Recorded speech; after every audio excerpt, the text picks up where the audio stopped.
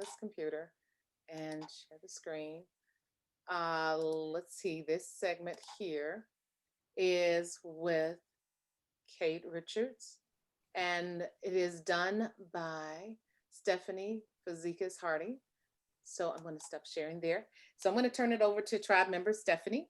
And welcome, Kate. Let me unmute you, make sure we can hear you. There we go. Can you hear us? Kate, can you hear us? Mute me. There we go.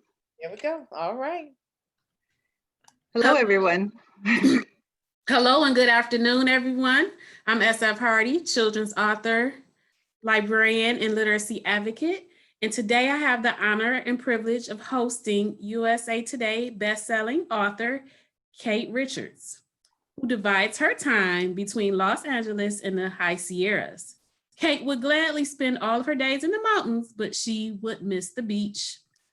Wherever she is, she loves to explore all different kinds of relationships in her stories. She doesn't believe in one size fits all, and whether her characters live in BDSM, menage, GLBT, spanking, or any other kind of lifestyle, it's the love and the joy that counts. Hello and welcome, Kate. Hi, Stephanie. Hi, everyone.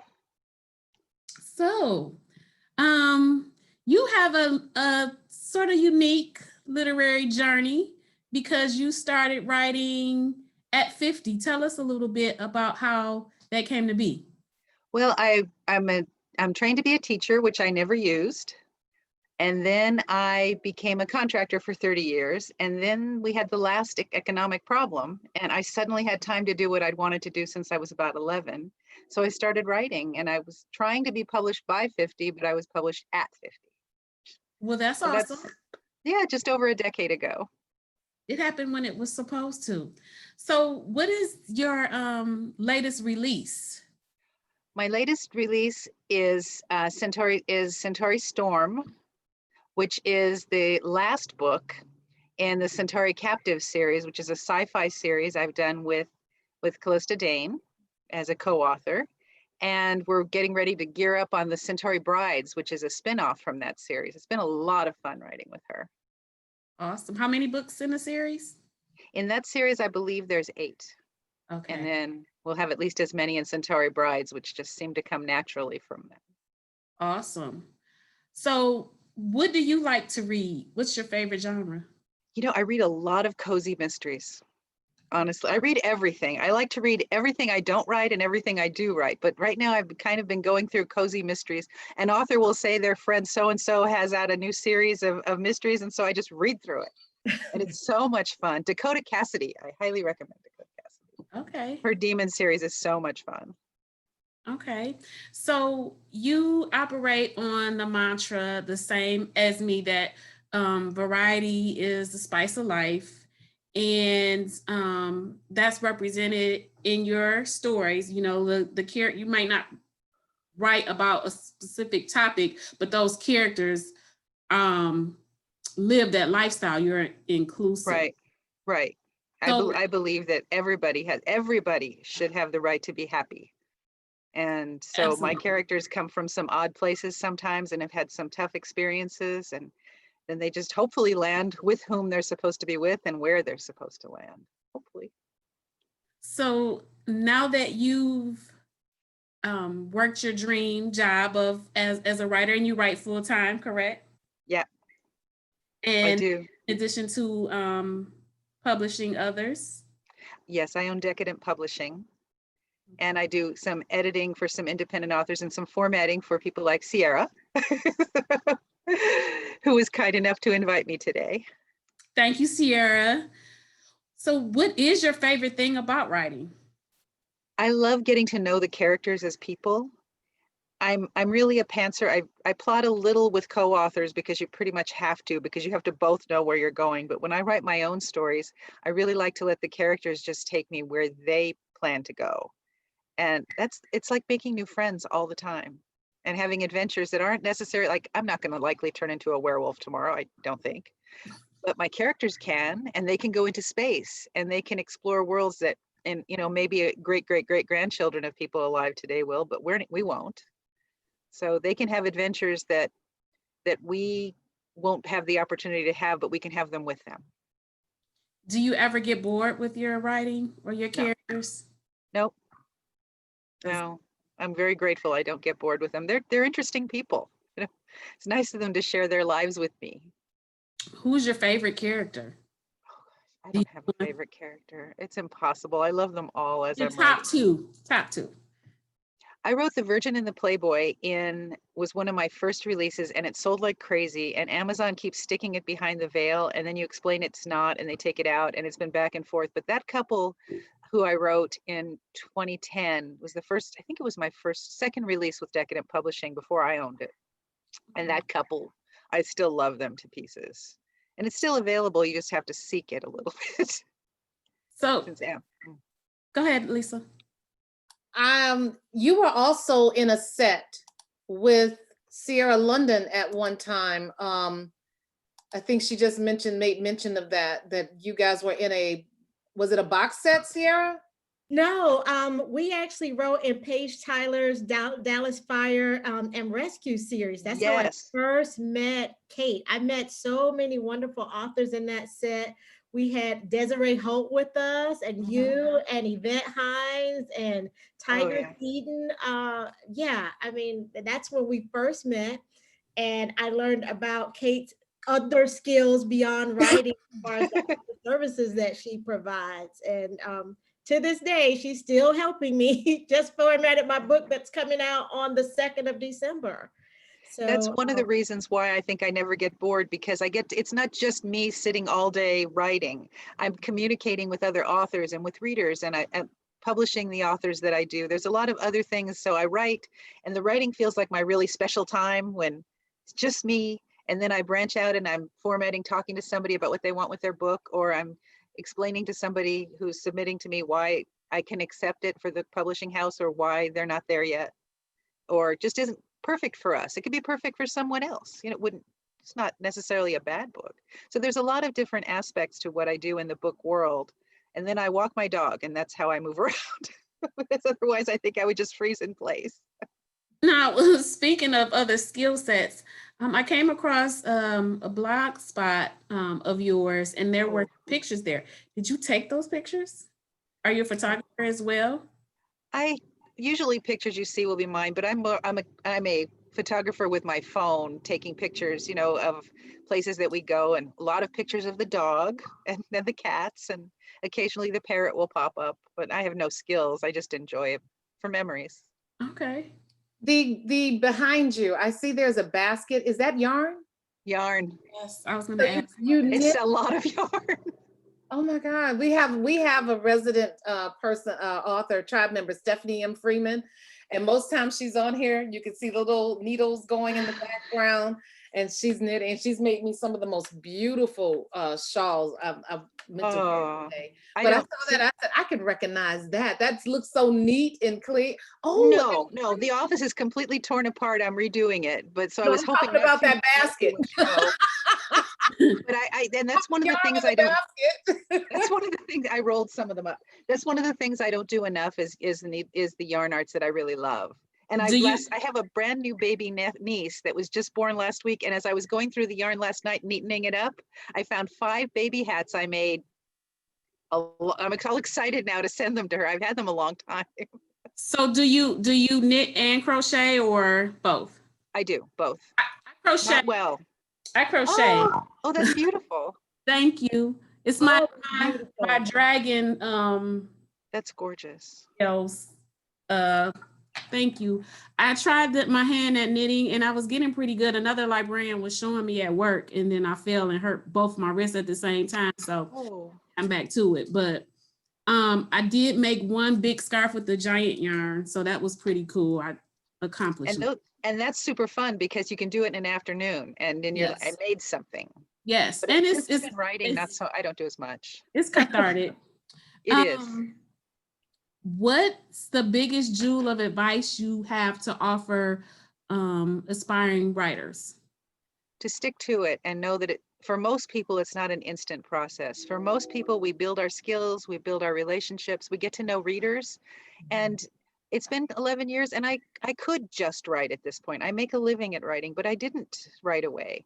You have to take your time, and if you don't love it, just walk away, because it takes time and it takes effort.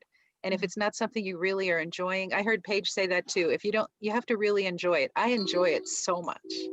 It's such a privilege. And when somebody comes to me and says that they've read something of mine, I just lose my mind. It's just, it's such an honor It's for someone gratifying. to do that, isn't it? And Yeah. to tell you that they enjoyed it, or maybe it made a bad day better, or just was relaxing, especially this year in the pandemic, people are escaping into books. Mhm. And I'm very honored that sometimes they're mine. Yes. To know that you have a purpose, you serve a purpose, and it's a good purpose. You can hold your head high and Exactly. appreciate it. That is an awesome feeling. Kiara, you were about to ask, there was another question? Oh, I probably was, but I got so excited when she said that line about when somebody reads my book, I lose my mind. I need to write that down. Because I feel the same, yeah. yeah, because I absolutely, absolutely agree with you. And but Kate, I will ask you this. How have you managed to diversify your catalog so quickly? I mean, 10 years is really not a lot of time. And you write a little bit of everything. How do you keep that straight? I don't know. I enjoy it very much. I do write under some of the pen names I write, it's with co-authors, which is so much fun because I'm very lucky to have incredible co-authors. But it is funny. What I do lose is if I'm writing a few at a time, which I almost always am, is I have to, usually it's the heroine's name. I have to think, okay, this is not Wendy, this is Christy. You know, this is not so-and-so, this is so-and-so. That's the only thing I ever really have to think about, because you sit down, it's quiet, hopefully, and you sink into that world, and then you're in that world, and then it just proceeds from there. It's like a dream, stepping into a dream and then just going forward until it ends. And I have always enjoyed reading a lot of different kinds of books. Like, I enjoy research books so much. And so writing a variety of books to me is very much like reading a variety of books. It's very similar. Yeah. Can I ask one more question? Is that okay? So you mentioned research. To me, that is one of the hardest things about writing books.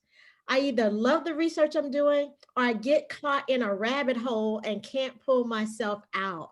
What's your process for that? Because you have so many different genres. Well, Do you read? I will not say that I don't sometimes sit down to look up a fact and end up watching videos somewhere. It does happen, but if I'm focused, I do fine. And if I catch myself off wandering and watching videos, sometimes I have to realize I'm kind of tired. I might need a break. I might need that little 10-minute cat video. I might need to go have a sandwich. I might need to take the dog out and stretch my legs, or garden for a few minutes, or anything. And I think that's the key, is if I catch myself drifting too far, I realize it's time to stand up, walk away a few minutes and refocus, get a cold drink, hot drink. So that's pretty much what I do. Not always, I'm not always that smart, but that's what I do when I'm being smart. Tell us about the cause that you just helped organize. Oh, Cowboys for a Cause. It's 27 authors, and we wrote cowboy stories because we all got together and said at the beginning of the pandemic and said, we want to do something uplifting and happy. And let's do it all so that people have something cheerful to look at. So we all said, let's write cowboy stories, and let's write happy cowboy stories. So 27 of us did it. It was the most amazing group I've ever worked with, really, because every one of them was right on it. Their books were in on time. Their books were fantastic. They were edited. They were beautiful. And we raised about $40,000. I'm super proud of that. We gave most of it to, we gave a bunch of it to Feeding America, and a bunch to an international charity that does similar work.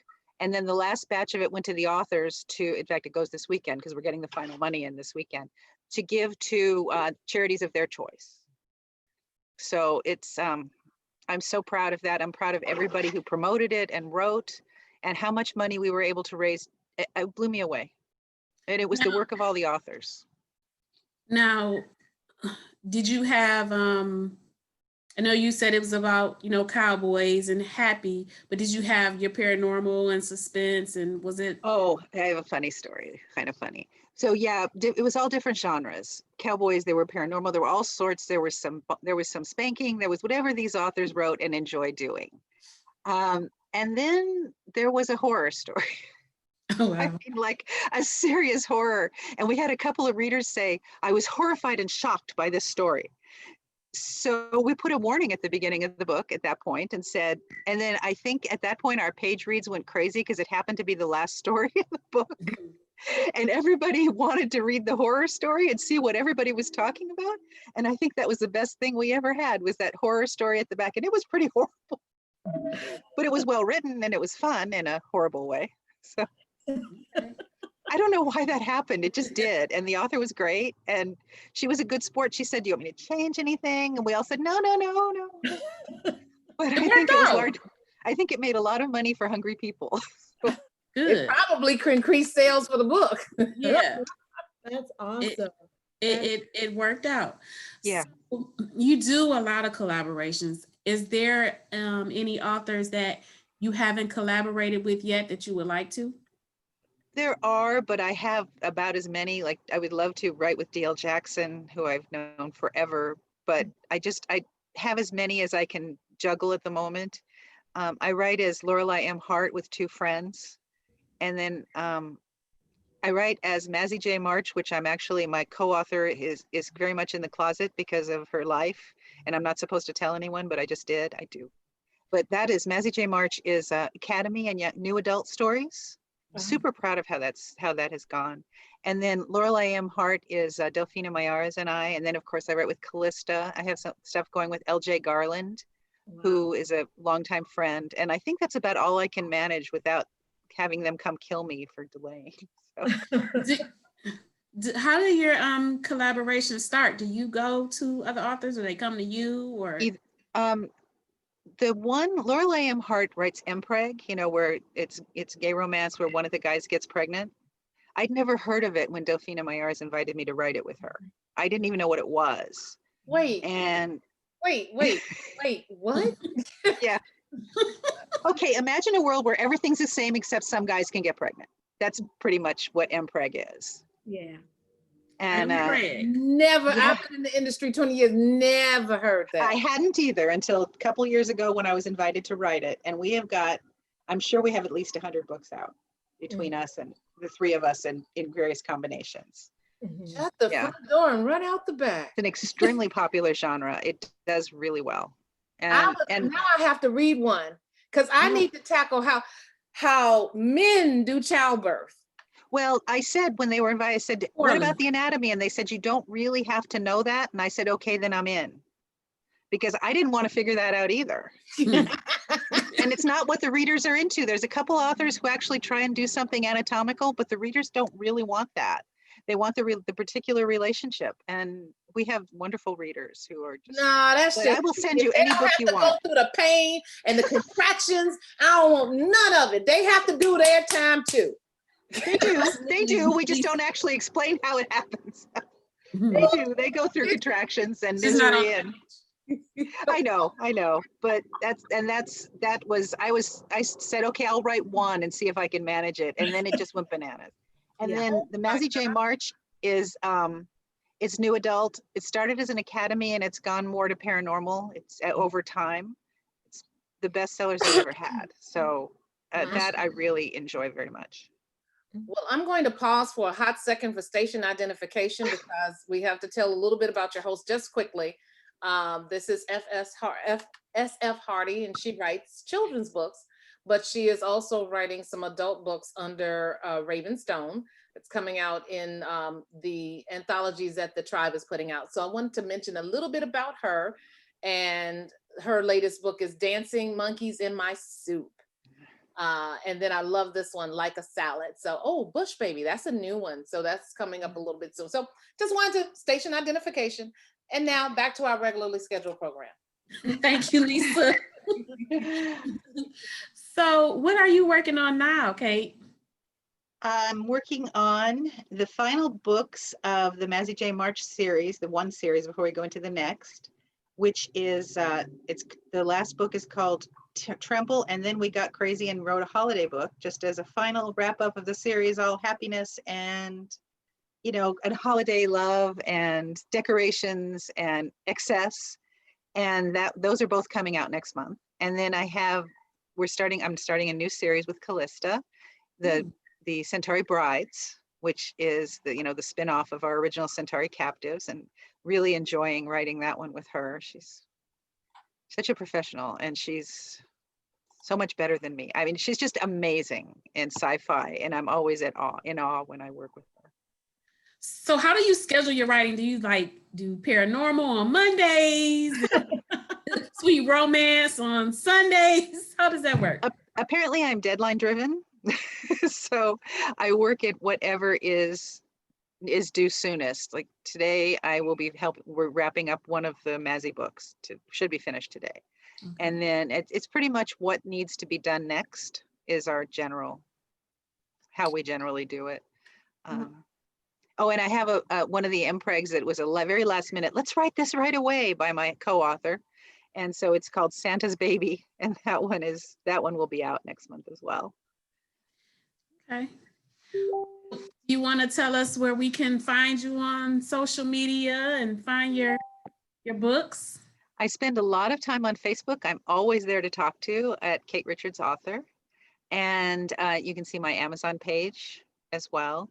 I do have a blog that I horribly don't get to very often. I spend most of my time on the Decadent sites, Decadent newsletter, things like that. So that's where I'm more to be found.